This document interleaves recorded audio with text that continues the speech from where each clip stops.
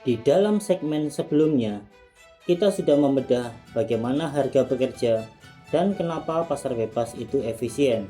Tetapi ada satu fenomena yang pasti kita semua sadari setiap kali kita berbelanja. Harga barang yang sama terasa selalu naik dari tahun ke tahun. Padahal gaji kita belum tentu naik kan? Ini adalah salah satu misteri terbesar ekonomi yang dihadapi semua orang. Dan jawabannya terletak pada dua istilah yang sering kita dengar, yaitu inflasi dan deflasi.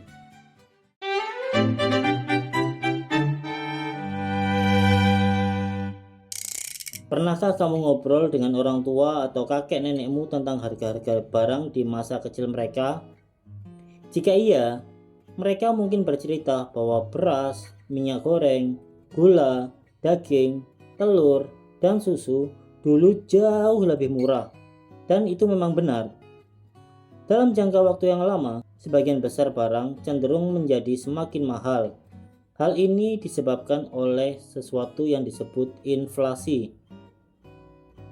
Inflasi adalah kenaikan umum harga barang dan jasa secara keseluruhan dan penurunan nilai daya beli uang. Di sini kita tidak berbicara tentang harga barang tertentu, tetapi tentang kenaikan harga untuk hampir semua barang yang biasa dibeli. Ketika inflasi berlangsung dengan cepat dan dramatis, itu biasanya tidak berkelanjutan dan dapat menyebabkan krisis ekonomi. Peristiwa semacam ini disebut hiperinflasi, yaitu inflasi yang berada di luar kendali. Setiap tindakan pasti memiliki konsekuensi. Salah satu konsekuensi negatif dari inflasi adalah turunnya daya beli. Daya beli adalah jumlah barang atau jasa yang dapat kamu beli dengan satu unit mata uang. Ketika harga naik, daya beli uang turun. Jadi, bagaimana kita tahu bahwa harga-harga naik secara keseluruhan? Untungnya ekonom telah menciptakan alat yang mengukur indeks harga, yaitu pengukuran yang menunjukkan bagaimana rata-rata harga dari kelompok barang standar berubah dari waktu ke waktu. Di Indonesia, indeks harga yang paling dikenal adalah Indeks Harga Konsumen atau IHK, atau bahasa Inggrisnya adalah Consumer Price Index atau CPI. Ini adalah alat ukur inflasi yang paling umum dan sering dipakai. CPI bekerja seperti ini. Ekonom memilih satu keranjang barang yang umum dibeli rumah tangga. Isinya bisa berupa makanan, transportasi, biaya kesehatan, dan sewa rumah. Mereka mencatat harga total keranjang itu setiap bulan. Kemudian, mereka membandingkan dengan harga total di bulan atau tahun sebelumnya. Kenaikan persentase dari total harga keranjang itulah yang kita sebut tingkat inflasi tahunan. Jadi, kalau CPI naik 3%, artinya daya beli uangmu berkurang 3%. CPI sangat penting karena mempengaruhi keputusan gaji, pensiun, dan kebijakan moneter. Dampak berbahaya dari deflasi. Deflasi, meskipun harga turun, justru sangat ditakuti ekonom. Deflasi itu melumpuhkan keputusan belanja dan investasi. Saat harga turun, orang berpikir, besok harganya pasti lebih murah. Mereka akhirnya menunda semua pembelian besar. Permintaan di pasar mengering atau anjlok drastis. Perusahaan jadi tidak bisa menjual barang mereka. Mereka tidak dapat untung, jadi mereka memangkas produksi. Ketika perusahaan memangkas biaya produksi, terjadilah pemutusan hubungan kerja besar-besaran atau PHK besar-besaran. Akibatnya, angka pengangguran naik. Masyarakat punya uang lebih sedikit, dan permintaan makin turun. Ini menciptakan spiral deflasi yang bisa menyebabkan resesi berkepanjangan. Jadi, apa yang menyebabkan inflasi? Ekonom sering memperdebatkan penyebab utamanya, tetapi mereka umumnya setuju pada 3 penyebab utama. Yang pertama, teori kuantitas uang. Teori kuantitas uang menyatakan bahwa terlalu banyak mata uang yang tersedia dapat menyebabkan harga naik dan daya beli menurun. Ini masuk akal jika kamu memikirkannya.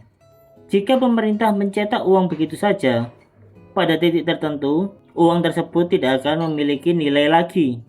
Hal ini telah terjadi di beberapa tempat seperti Bolivia, Venezuela, dan Zimbabwe.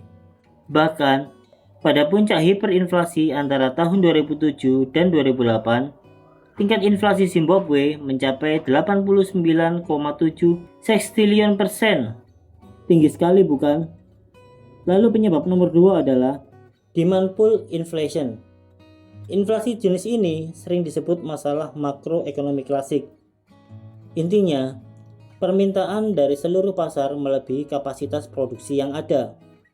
Kenapa permintaan bisa tiba-tiba besar? Contohnya, BI mencetak uang terlalu banyak, atau pemerintah memberikan bantuan stimulus yang besar ke masyarakat. Otomatis, uang tunai di tangan publik atau masyarakat jadi sangat berlimpah. Orang punya uang, mereka ingin segera belanja.